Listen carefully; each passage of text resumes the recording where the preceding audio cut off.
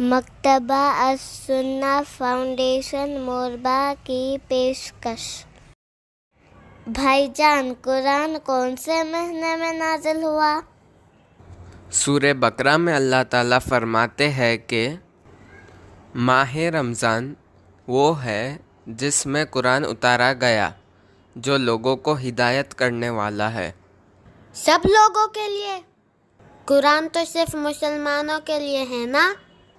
نہیں میرے بھائی، قرآن کسی خاص قوم یا قبیلے کے لیے نہیں نازل ہوا، بلکہ سب لوگوں کے لیے نازل ہوا ہے۔ لیکن قرآن سے فائدہ انہیں ہوتا ہے جو اللہ تعالیٰ کے ہر حکم کے سامنے اپنی خواہشات کو چھوڑ دیتے ہیں۔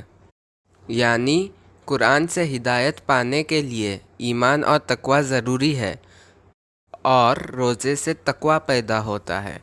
اس طرح روزہ اور قرآن کا ایک گہرا تعلق ہے۔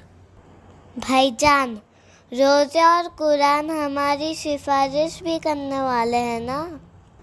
ہاں میرے بھائی، حدیث میں ہے کہ نبی صلی اللہ علیہ وسلم نے فرمایا، روزہ اور قرآن بندے کے لیے سفارش کرے گے۔ روزہ کہے گا، اے میرے رب، میں نے اس کو کھانے پینے اور دوسری خواہشات سے روکے رکھا، بس تو اس کے حق میں میری سفارش قبول فرما۔